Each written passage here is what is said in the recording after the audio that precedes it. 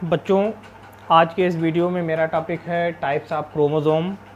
और इसके पहले मैं जो वीडियो अपलोड किया था उस वीडियो में आपने देखा था क्रोमोसोम के बारे में और उनकी संरचना के बारे में, क्रोमोसोम के रासायनिक संगठन के बारे में। तो इसके बाद मैं आपको अब बताता हूँ टाइप्स ऑफ क्रोमोसोम, मतलब गुणसूत्रों के प्रकार। तो गुणसूत्रों के जो प्रकार होते हैं वे डिपेंड करते हैं सेंट्रोमियर्स के ऊपर। सेंट्रोमियर्स का मतलब आप लोगों को जो हम गुणसूत्र की संरचना जब बता रहे थे तो उसमें बताए थे कि गुणसूत्र की जो दो भुजाएं होती हैं, ये दोनों भुजाएं जिस बिंदु पर आपस में जुड़ती हैं उसी को हम क्या कहते हैं, सेंट्रोमियर्स। तो सेंट्रोमियर्स की उपस्थिति और अनुपस्थिति के आधार पर गुणसूत्र मुख्यतः 5 प्रकार के होते हैं। ये गुणसूत्र आपके सामने मैं यहाँ पर लिख दिया हूँ। पहला जो प्रकार उसका होता है असेंट्रिक, दूसरा होता है टेलोसेंट्रिक, तीसरा होता है एक्रोसेंट्रिक, चौथा होता है सब मेटासेंट्रिक और पांचवा मेटासेंट्रिक। ये 5 प्रकार के गुणसूत्र जो है पाए जाते हैं, जो कि सेंट्रोमियर्स के बेस पर इनका डिवीजन होता है। तो मैं आपको एक एक करके आज इन गुणसूत्रों के बारे में बताता हूं, जो कि बहुत ही ज़्यादा महत्वपूर्ण है। तो मैं पहला गुणसूत्र जो आपको ये बताता हूं, असेंट्रिक। असेंट्रिक का मतलब होता है इसमें सेंट्रोमियर्स अनुपस्थित हों। जिस गुणसूत्र में सेंट्रोमियर्स अनुपस्थित होता है, पाया नहीं जाता, उसे हम क्या कहते हैं, असेंट्रिक। मतलब किसी भी गुणसूत्र में उसकी भुजाएं उपस्थित हों, लेकिन अगर सेंट्रोमियर जो मुख्य बिंदु होता है यह अनुपस्थित हो, तो इस प्रकार के जो गुणसूत्र होते हैं उसे हम क्या कहेंगे, असेंट्रिक। दूसरा होता है टेलोसेंट्रिक।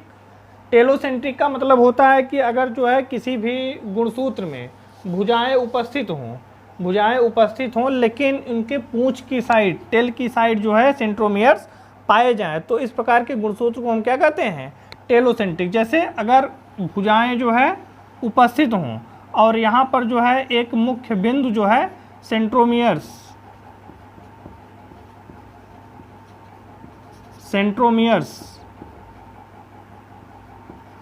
उपस्थित हों, तो इस प्रकार के गुणसूत्र को हम क्या कहेंगे, टेलोसेंट्रिक। तीसरा आपका है एक्रोसेंट्रिक। एक्रोसेंट्रिक जो गुणसूत्र होते हैं इनमें जो है एक भुजा उपस्थित होगी, भुजा उपस्थित होने के बाद एक सेंट्रोमियर्स और एक जो है छोटी भुजा उपस्थित होती है। तो ये भी इनके आर्म हैं, ये भी जो है स्मॉल आर्म हैं, और यहाँ पर ये क्या हैं, सेंट्रोमियर्स। तो जब सेंट्रोमियर्स के दोनों तरफ भुजाएं उपस्थित हों, जिसमें से एक भुजा जो है लंबी हो और दूसरी भुजा जो है वो छोटी हो, तो ऐसे इस प्रकार के गुणसूत्र को हम क्या कहते हैं, एक्रोसेंट्रिक। अब आपको हम बता देते हैं सब मेटासेंट्रिक और मेटासेंट्रिक के बारे में। तो यहाँ पर जो है आपको हम चौथा बताते हैं, सब मेटासेंट्रिक। जब गुणसूत्रों में सेंट्रोमियर्स उपस्थित हों, इनकी एक भुजाएं जो है लंबी हों और दूसरी भुजाएं कुछ छोटी हों और थोड़ी घूमी हुई या मुड़ी हुई हों, तो इस प्रकार के गुणसूत्र को हम क्या कहते हैं, सब मेटासेंट्रिक। ये जो गुणसूत्र होते हैं ये मुख्यतः एल या जे के आकार के भी दिखाई देते हैं, तो ऐसे गुणसूत्र को हम क्या कहते हैं, सब मेटासेंट्रिक। और पांचवा है मेटासेंट्रिक। जब सेंट्रोमियर्स के दोनों तरफ की जो भुजाएं होती हैं वो एकदम बराबर हों, तो ऐसे गुणसूत्र को हम क्या कहते हैं, मेटासेंट्रिक। और ये इसका है सेंट्रोमियर। तो जब जो है कोई गुणसूत्र, एक भुजा जो है उसकी लंबी हो और दूसरी जो भुजा होती है वो मुड़कर जे या एल के आकार की संरचना को बनाए, तो ऐसे गुणसूत्र को हम सब मेटासेंट्रिक कहेंगे। और जब ऐसी गुणसूत्र जिसमें दोनों भुजाएं बराबर हो और उसके मुख्य अक्ष पर जो है सेंट्रोमियर्स उपस्थित हों, तो ऐसे गुणसूत्र को हम क्या कहते हैं, मेटासेंट्रिक। तो गुणसूत्रों के जो 5 प्रकार हैं, असेंट्रिक, टेलोसेंट्रिक, एक्रोसेंट्रिक, सब मेटासेंट्रिक और मेटासेंट्रिक।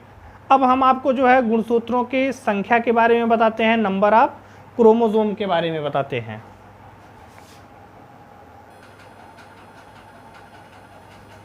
तो बच्चों देखिए, नंबर ऑफ क्रोमोसोम में मैं आपको यहाँ पर जो है डिटेल में लिख दिया हूँ किस जंतु में कितने क्रोमोसोम उपस्थित होते हैं। तो जो ये गुणसूत्रों की संख्या होती है, पृथ्वी पर जितने भी जीव हैं, चाहे वो जंतु हों या वनस्पति हों, सभी में गुणसूत्रों की संख्या अलग अलग होती है। एक समान गुणसूत्र जो है किसी भी जात के सदस्य में समान नहीं होते। तो यहाँ पर जो है मनुष्य की अगर बात की जाए तो मनुष्य में जो है मैन 46, फ्रूट फ्लाई में 8 गुणसूत्र पाए जाते हैं, फ्रॉग में 26 पाए जाते हैं, डॉग में कुत्तों में 78 पाए जाते हैं, कैट में 38 गुणसूत्र 38 पाए जाते हैं, हॉर्स में 64 गुणसूत्र उपस्थित होते हैं, गधे ऐस में 62 गुणसूत्र पाए जाते हैं, और रैट में 42, रैबिट में 44, हाउस फ्लाई में जो घरेलू जो मक्खियाँ होती हैं उनमें 12 गुणसूत्र पाए जाते हैं, मॉस्किटोज में 6 गुणसूत्र पाए जाते हैं। यहाँ पर बात हम करते हैं काकरोच की, काकरोच में 34 गुणसूत्र उपस्थित होते हैं, हनी बी जो मधुमक्खी होती है वहाँ पे 32 गुणसूत्र पाए जाते हैं, सिल्कवार्म में 56, अर्थवार्म में 32, कबूतर में 80, हाइड्रा में 32, कोबरा में 38, काऊ में 60, गोट में 60 और अमीबा में 50 गुणसूत्र ये उपस्थित होते हैं, जो ये बहुत ही इम्पॉर्टेंट होते हैं। अब यहाँ पर देखिए गुणसूत्रों की जो है, जैसे जब क्रॉस कराया जाता है और किसी दूसरे जंतु को बनाया जाता है तो यहाँ पर जैसे मान लीजिए खच्चर जो है आप लोग सुने होंगे पहाड़ियों पर बहुत ज़्यादा जो है बोझा लेकर चलने के काम में आता है। तो खच्चर जो होता है वो घोड़े और गधे का जो है क्रॉस होता है। अब देखिए जो घोड़े और गधे के क्रॉस से जो खच्चर बनता है, हम इसे मिटा देते हैं 1 मिनट। घोड़े और गधे के जो क्रॉस से जो खच्चर बनते हैं तो घोड़े में जो है 64 गुणसूत्र उपस्थित होते हैं और गधे में 62 गुणसूत्र उपस्थित होते हैं। जब सेल डिवीजन होता है, मियोसिस सेल डिवीजन होता है, तो इनमें जो है 32 गुणसूत्र गैमेट बनते हैं, इनमें 32, और इसमें भी क्या होता है 31 और 31। तो ये दोनों जब आपस में क्रॉस करते हैं तो 32 + 31 यहाँ पर संख्या जो है 6 और 3 की आ जाती है। तो ये खच्चर में जो गुणसूत्रों की संख्या होती है वो 63 होती है, इसलिए खच्चर जो होते हैं वो रिप्रोडक्शन के योग्य नहीं होते। तो ये तो था नंबर ऑफ क्रोमोसोम। अब हम आपको जो है बता देते हैं हैप्लॉइड और डिप्लॉइड के बारे में। तो बच्चों देखिए हम लोगों के शरीर में हैप्लॉइड और डिप्लॉइड दोनों प्रकार के जो है युग्मक उपस्थित होते हैं, दोनों प्रकार के सेल्स उपस्थित होते हैं। तो हैप्लॉइड कहाँ पर उपस्थित होता है और डिप्लॉइड कहाँ पर उपस्थित होता है हम आपको बता देते हैं। जैसे पहले डिप्लॉइड की बात की जाए, डिप्लॉइड और हैप्लॉइड।